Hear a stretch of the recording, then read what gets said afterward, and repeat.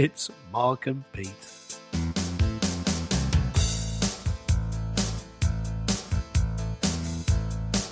Hello and welcome to the show. More colourful conversations with Mark and Pete. This is the show dedicated to religion, politics and business. Honestly, it is. And this week, we debate the sweet FA to honesty.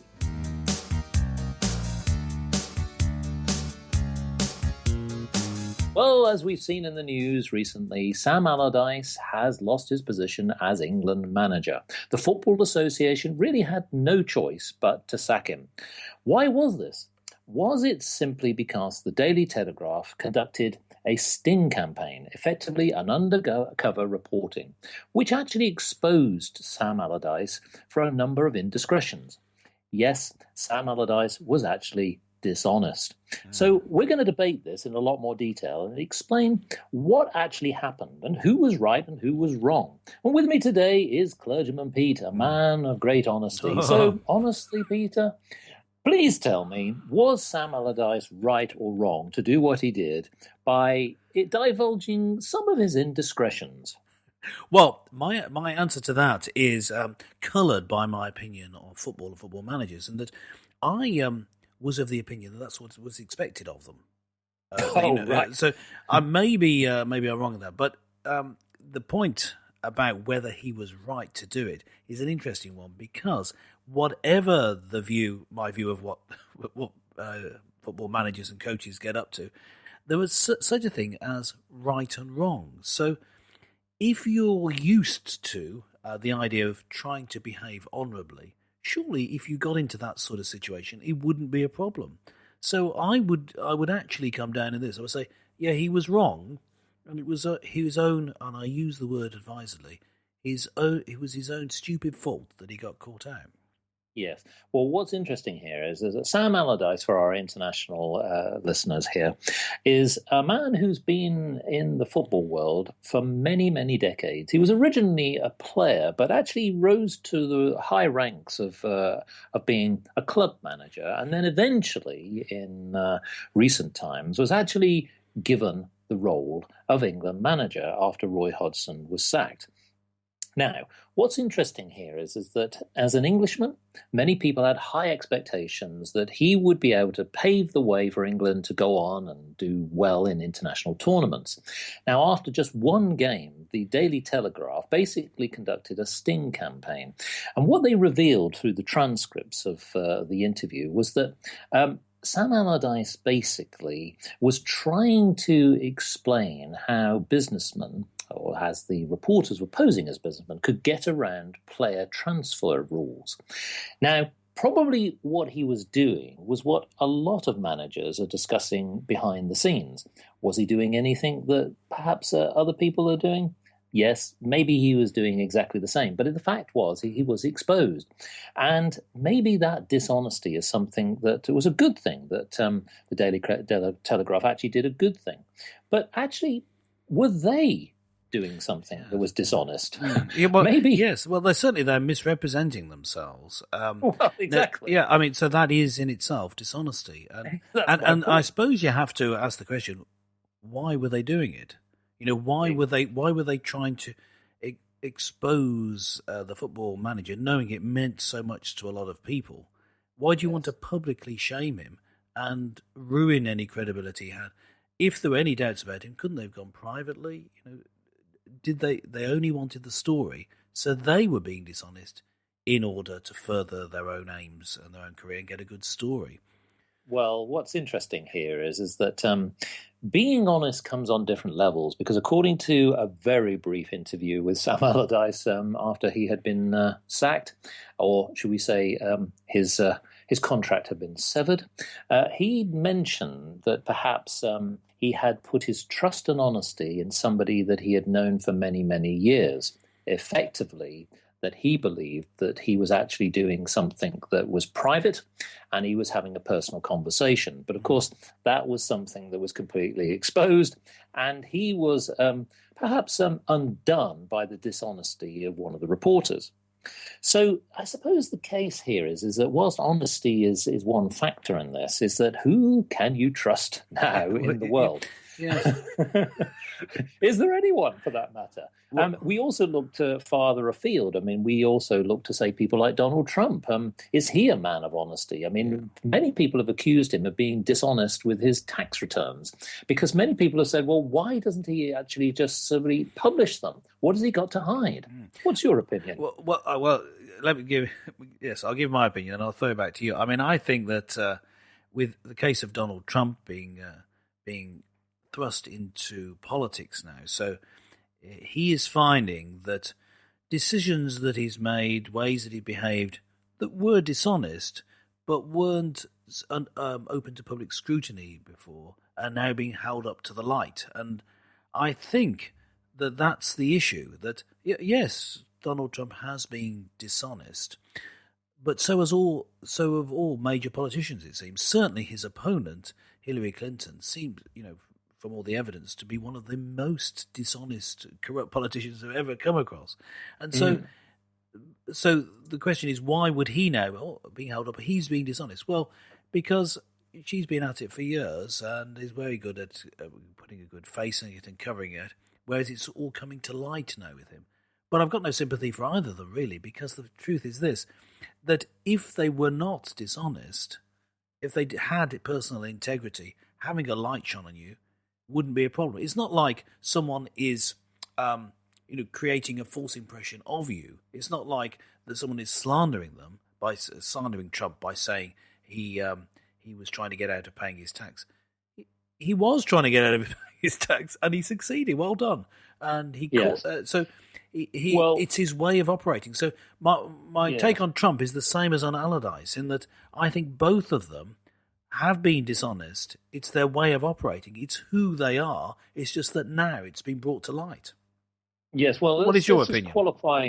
Well, I think let's qualify the point, because this sort of ties into a business angle here, which is that Donald Trump's aides have actually said that he's actually a genius, and we use that in inverted commas, because if the report is true that he's paid no federal income taxes for 18 years, it comes back to a technicality, which is the New York Times, for example, has received from Donald Trump's 1995 tax documents, revealing that there was, at the time, a $950 million loss, which allowed him to legally avoid paying taxes. So effectively, he's actually playing the rules. So we can sit there and say, yes, okay, that maybe morally this is a bad thing, but technically he probably hasn't done anything wrong, although obviously I believe that investigation is continuing. So on the one hand, this is a man who is clearly running for public office. So I think in this particular case there's a slight difference, which is that if he was a private businessman, maybe there wouldn't be the need to actually publish them, other than deal with, of course, the IRS in his normal business activity. But he is running for the president of the United States, and that's obviously significant to the world as well. Is this man honest? Is this man trustworthy? Is this a man that you could do business with? Yes, and I suppose that's really where it changes the game completely. Yes, I mean, I think we're not talking about whether something's legal or illegal. We're talking about whether people are honest or dishonest. And you can keep within the realms of the law, but still be basically untrustworthy. You just know the law very well and how to operate within it.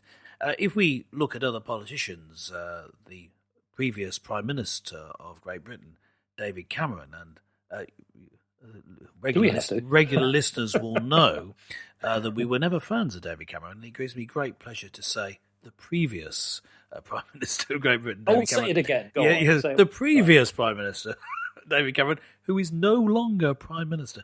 He was quite a devious individual, and I would characterise him as slimy, perhaps. He was slippery. You could never really get a grip on what he believed or what he thought, because he was consistent in his lying. He would promise, for example, that there's going to be a referendum on membership of the European Union, and then not deliver it, then say there will never be a referendum, and then give one. So, sometimes it fell in your favour, sometimes it didn't, but what thing you knew was that he was going to be duplicitous. He was not going to be trustworthy in any way. And this, I think, in the end was his undoing. he didn't play with a straight bat, as we English folks say, referring to cricket. He didn't play straight. So in the end, that came to light, and people, couldn't really trust him. And when it came to being trusted to go forward after the referendum, well, he just walked away. And yes. I think that what we're finding is it's what people are like when they come to light. And so integrity is important. Yes. But it doesn't seem it on a day-to-day basis. The thing is that you get caught out in the end. Take the long view. Yeah. Well, I mean, interestingly, you talk about cricket, and I know that that's something that perhaps our American friends would find a little bit odd. Yeah. I have to be honest, I also think it's a silly game. Yes. But interestingly, it also in itself has encountered much corruption and much dishonesty. But when you think about all of this, whether it's sport, whether it's politics, whether it's business, the whole thing is quite a joke, really. And so, I mean, it's amazing that really people who are given this opportunity to run their operations in a way where they can take an honest path and actually do good. Well, I'm just going to set up a little poem here, which is called "Oh, Honestly." Yes. I say, what do you get when you believe in deceit? A fool who is thinking life is complete. What do you get when you gossip in jest? A mind that's a joke and always obsessed. What do you get if you cross sound bites with sin? An evil look with a menacing grin. What do you get when you merge lips with a lie? Whispering wickedness that's heard on the sly. What do you get when tongues tell tales? A desperate soul when honesty fails. What do you get when God needs to speak to you? A whole lot of trouble, that's one thing that's true. So, have you possibly in your life found, like the fool who thought that they would believe in deceit, perhaps thinking that life was complete? Yes, it's true that when you look at society, it's strange that people think that telling a lie or being dishonest is actually the right way to go. And yet, almost certainly, you're going to be uncovered or discovered in some way. But definitely one thing is true, God will know. Yes, well, that's the thing. I mean, if we look at the Bible's teaching on honesty, it's actually pretty matter-of-fact about it, that you'll be found out in the end.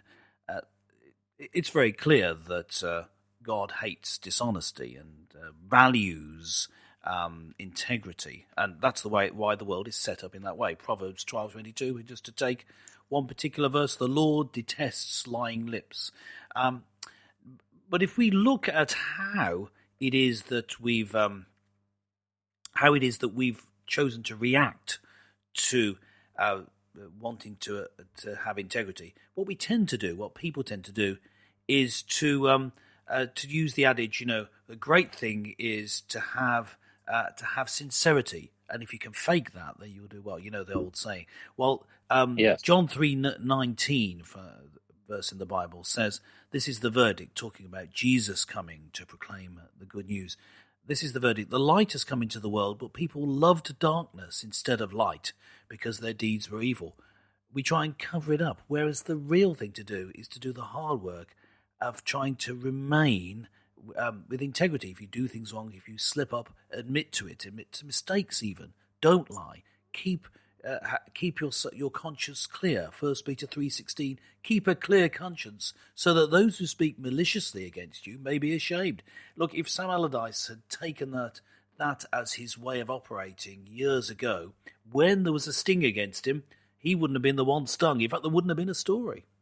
Well, exactly, yes. In fact, maybe we're missing a trick here. Maybe we ought to turn to somebody who is full of honesty, full of integrity, and somebody who's pious. Maybe we should have the Archbishop of Canterbury running the England football team. Yes. Maybe then we might have a chance. Yeah. Because yes, I would say that. Yeah, because the Archbishop of Canterbury is doing really well as keeping his team together. Oh, hang on. Yes. And I know that the fans will follow them faithfully. Yeah. Well, look, listeners, what do you think about this subject? Do you believe that perhaps it was right that the Daily Telegraph exposed Sam Allardyce? What do you think about Donald Trump? Oh, please, we'd love to hear a bit more. So, why not log on to markandpete.com and fill out the contact form? Let us know what you think. Join us again next time for more colourful conversations with Mark and Pete.